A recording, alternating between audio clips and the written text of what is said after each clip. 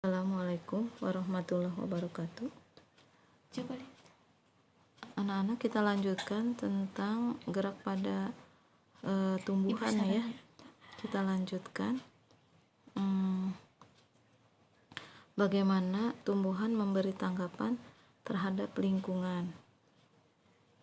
Nah, sebagian besar tumbuhan menghabiskan seluruh hidupnya dengan menetap di satu tempat saja. Mereka tertancap pada tempat tumbuh oleh akar-akarnya. Agar dapat bertahan hidup, tumbuhan harus dapat memberi tanggapan terhadap berbagai kondisi lingkungan. Nah, jadi tumbuhan juga dalam hal ini dia mengadakan pergerakan. Walaupun memang pergerakannya bukan pindah tempat ya, tapi dalam bentuk menanggapi terhadap rangsangan yang terjadi pada lingkungan sekeliling. Salah satunya yang bisa kalian lihat, misalnya ini ada tanaman putri malu ya, mampu menanggapi rangsangan yang dalam hal ini adalah berupa sentuhan. Jadi dengan menutupnya daun putri malu tersebut, itu adalah salah satu bentuk pergerakan pada tumbuhan. Jadi dengan demikian bahwa makhluk hidup itu sendiri mengalami pergerakan itu atau bergerak itu karena adanya rangsangan. Nah, di sini rangsangannya berupa sentuhan ya. Tumbuhan dapat melakukan gerakan sebagai upaya menanggapi terhadap kondisi lingkungan. Jadi gerakan yang terjadi itu karena adanya rangsangan atau adanya stimulus dari lingkungan. Jadi menanggapi gitu ya. Menanggapi itu artinya sebelumnya itu berarti adanya rangsangan. Nah, gerak tumbuhan digolongkan menjadi dua kategori besar berdasarkan hubungan antara arah gerakan dan arah dari mana rangsangan datang. Di sini yang berfungsi sebagai stimulus dalam gerak tumbuhan diantaranya adalah cahaya, air, gaya gravitasi, sentuhan, dan temperatur.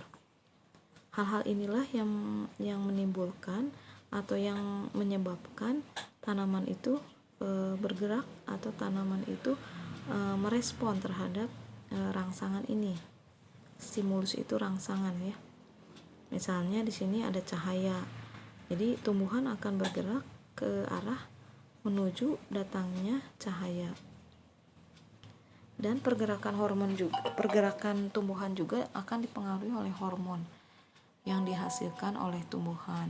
Jadi kalau misalnya tanaman itu misalnya tinggi atau besar dan sebagainya, itu juga bukan hanya karena ada menanggapi rangsangan, tapi juga karena memang dipengaruhi oleh hormon yang ada dalam tumbuhan itu sendiri.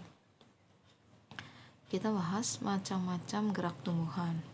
Gerak tumbuhan ini bagi menjadi 3, tropisme, taksis, dan nasti. Tropisme itu adalah gerak tanaman yang dipengaruhi arah datangnya rangsang. Merupakan gerak tumbuhan untuk mengubah posisinya baik menjauhi ataupun mendekati stimulus. Dan gerak tumbuh tanaman yang merupakan respon atau tanggapan tumbuhan terhadap rangsangan dari luar yang diterimanya secara langsung. Intinya, tropisme ini adalah gerak yang dipengaruhi oleh arah datangnya rangsang. Macam-macam rangsangannya ini bisa kita lihat, misalnya fototropisme, hidrotropisme, tikmotropisme, geotropisme. Fototropisme itu adalah rangsangan, arah datang rangsangannya berupa foto atau cahaya ya. Foto cahaya. Fotokopi, fotosintesis ya. Nama depannya foto itu adalah cahaya. Contohnya bisa kita lihat. Nah, ini gambarnya fototropisme. Ini gerak pertumbuhan pada tanaman itu dia tidak menuju ke atas atau menjulang ke atas, tapi sebagian besar ini menuju kepada arah tertentu. Nah, arah tertentunya ini berupa datangnya rangsang, ya, itu berupa cahaya. Fototropisme. Hidrotropisme itu adalah pergerakan tumbuhan yang disebabkan oleh arah datangnya rangsang berupa berupa air. Hidrotropisme. Ya, hidrotropisme. Contohnya misalnya pada akar, ya. Akar itu akan tumbuh menuju ke arah datangnya berupa air. Akar itu akan tumbuh menuju ke arah datangnya air atau banyaknya air, itu hidrotropisme. Ini gambarnya nggak ada contohnya, ya. Kemudian ada tigmotropisme. Nah, ini tigmotropisme. Contohnya ini pada tanaman kacang panjang atau waluh, ya. Biasanya pada tanaman ini ujung batang tanaman ini dia akan membentuk sulur, ya. Sulurnya itu artinya melilit, ya. Jadi rangsangannya itu berupa batang sehingga tanaman pohon ini dia akan melilit, ya. Melilit untuk bisa dia tumbuh, menguatkan, mengikatkan tanamannya ke batang di sekitarnya, gitu. Jadi melilit. Nah, itu contohnya adalah tigmotropisme. Kemudian ada geotropisme. Nah, geotropisme itu arah rangsangannya berupa pusat bumi. Geo itu bumi, ya, menuju ke arah pusat bumi atau ke arah gravitasi. Nah, itu contohnya juga, salah satunya juga akar, ya, menuju ke pusat bumi. Geotropisme. Nah,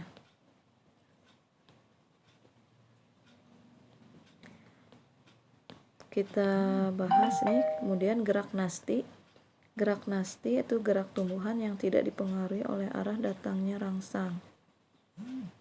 Nah, macamnya ada yang disebabkan oleh respon terhadap cahaya, fotonasti, atau terhadap temperatur atau termonasti.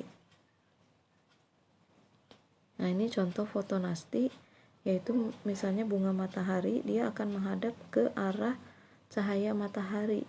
Arah rangsangannya berupa foto cahaya. Kemudian ini gambar yang di tengah adalah bunga pukul 4, ya. Nah, bunga ini dia akan mekar pada saat di sore hari jam 3 sampai jam 4 sore. Nah, rangsangannya itu berupa suhu, ya, suhu yang cukup. Suhu yang cukup di sini menyebabkan bunga tersebut bisa mekar di sore hari. Jadi bunga ini tidak akan mekar di pagi hari, tapi di sore hari setelah kondisinya cukup cahaya. Cukup suhu panasnya. Nah, itu bunga pukul 4. Atau ini juga contoh gerak nasti adalah ini, ya, bunga Wijaya Kusuma yang dia akan mekar di malam hari. Kemudian ada gerak niktinasi. Gerak niktinasi itu berupa gerak yang tadi, ya, berupa sentuhan. Kemudian gerak taksis.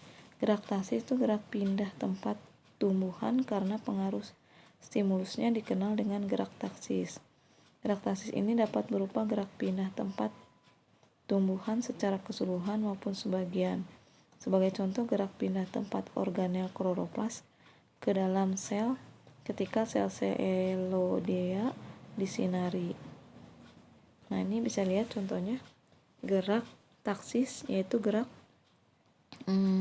kloroplas, ya, sebelum disinari dia ada di tengah atau beredar, menyebar, tapi setelah disinari kloroplas itu akan bergerak menuju ke sisi-sisi atau pinggir-pinggir sel pada tumbuhan.